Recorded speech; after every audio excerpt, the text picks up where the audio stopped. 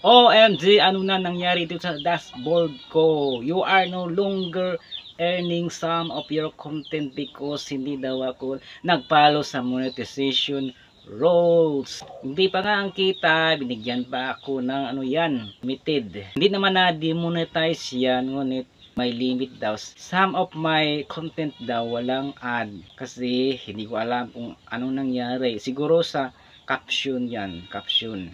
Kasi mayroong akong nilagay na caption ay bata. Bawal pa yung bata.